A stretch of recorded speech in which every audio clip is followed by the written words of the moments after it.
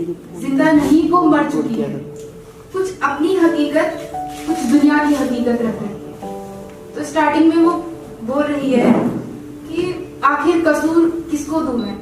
तो सुनिएगा, मैं नहीं तुम, ये समाज या ये पृथ्वी, आखिर किसको चुनूं मैं। कसूरवार कौन है मेरा, ये निर्धारित कैसे करूं मैं नहीं पता कौन हूं। स्त्री हूं, पुरुष हूं या दोनों हूं, नहीं पता कौन हूं। हाँ, थोड़ा मुझे बस इतना आभास सा हुआ था उन क्षणों में कि गर्म साया मेरे हमेशा करीब रहता था, जिसे जब मैं खुद पर महसूस न करती तो जो भी हरकत मुझे उसे अपने पास बुलाने पर मजबूर करती वो मैं करती। नहीं पता मुझे कि मेरा कसूर क्या था, नहीं पता मुझे कि मैं कौन थी या था, नहीं पता मुझे कि मैंने ऐसा क्या किया कि उस घिनौने साए के छूते ही मुझे इस जहां में शायद अब रहने की भी इच्छा शक्ति मिल गई थी। जानते हैं ना आप इच्छा शक्ति क्या होती है, जो उस इंसान की सांसों से भी ज्यादा महत्वपूर्ण होती है।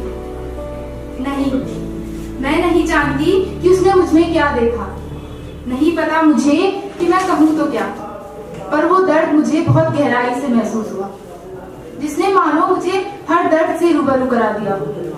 मैं 3 महीने की थी।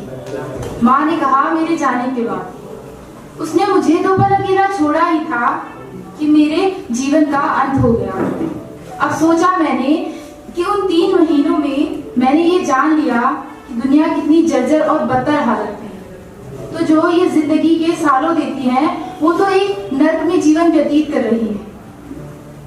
वो काले साए ने आकर मुझे उन सालों जीवन व्यतीत करने वालों की मानो सच्ची में सच्चाई दिखा दी। मेरी भी कहानी शायद उन झूठे खोखले पर्दों पर दिखाई जा रही होंगी कुछ इस तरह। 3 महीने की बच्ची का हुआ बलात्कार और उसके बाद सिर पटक कर हुई मौत। मर तो मैं तब ही गई थी जब उस घिनौने साए ने मुझे छुआ था। वो तो कुछ सांसें बाकी थी शायद, जिसमें मैं उस दर्द को समझ रही थी। और सच मानिए, जो मेरी समझ से परे था। अब ये खबर सुनकर और बदलाव आए ना आए, पर एक बदलाव जरूर आएगा। वो अब अपने नए दायरे बनाने लगेंगी, वो अब और सचेत रहने लगेंगी। और ये मत सोचिएगा कि ये कहीं सुनी बातें हैं, यही सच है भाई।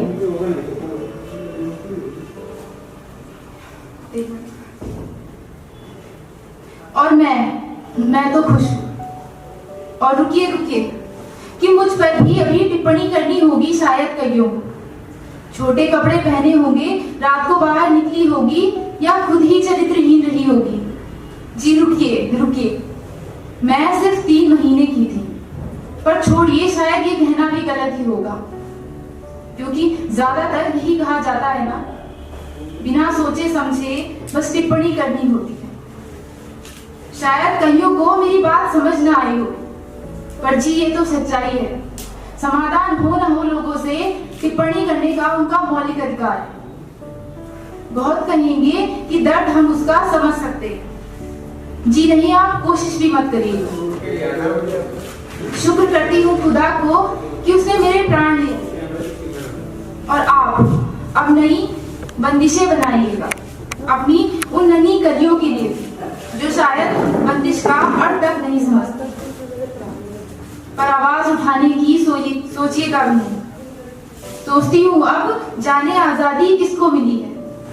जी वो तो आज भी ऐसे पिंजरे में कैद हैं, जिनमें इनके अपने ही इन्हें कैद करके बैठे हैं। अब तो इतना डर बिठा दिया है कि कभी कभी तो उन्हें अपने साये से भी डर लगने लगता है।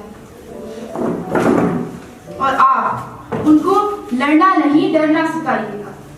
क्या कभी सोचा है आपने कि लड़के निडर और लड़कियां डरी सहमी सी होती? क्या परवरिश का इसमें कोई हाथ नहीं होता? कभी गहराई से चिंतन करिएगा तो शायद आपको जवाब मिले। अरे क्या लड़की की तरह रोता है, शायद यही कहकर वो चुप हो जाते हैं और कहते हैं फिर कि लड़ना नहीं डरना नहीं लड़ना सीखो। क्या एक दिन में कोई रानी लक्ष्मीबाई बनी है? रानी लक्ष्मीबाई को भी उनके पिता ने कभी ये भेद न कराया कि तुम लड़कों से कम हो। भले ही आप सीधे शब्दों में बताएं ना बताएं, पर सीमाएं तो आप खुद ही बनाते हैं। और सवाल पूछने की फिर जाने कैसे हिमाकत करते हैं। मेरा जीवन यहीं तक था या नहीं मुझे नहीं पता, पर उस घिनौने साये ने जीवन मेरा समाप्त कर ही दिया।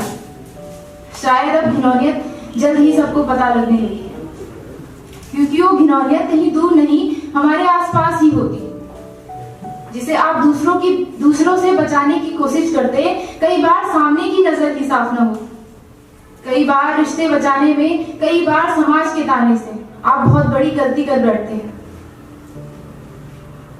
और मैं ज्यादा नहीं 3 महीने की थी। मैंने छोटे कपड़े नहीं पहने थे, मैंने तो बोलना और चलना भी नहीं सीखा था, मुझे तो भावनाओं तक का पता नहीं था। पर उस घिनौने साये ने मुझे इस दुनिया की हकीकत से रूबरू कराया, क्योंकि ये आज नहीं तो कल होना ही था। और आप अब ये न कहिएगा कि ऐसा कहाँ होता है।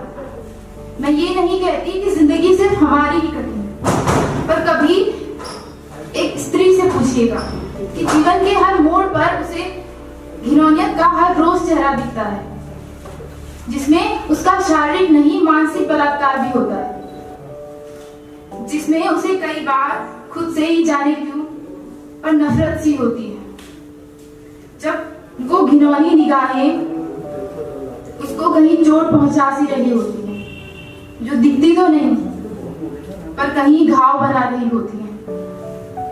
बहुत कुछ है कहने को, सोचा नहीं कि बहुत कुछ है कहने को, ऐसा नहीं कि बात सिर्फ इतनी है। जी ये तो वो दलदल है जिसकी गहराई का कोई नाप नहीं है।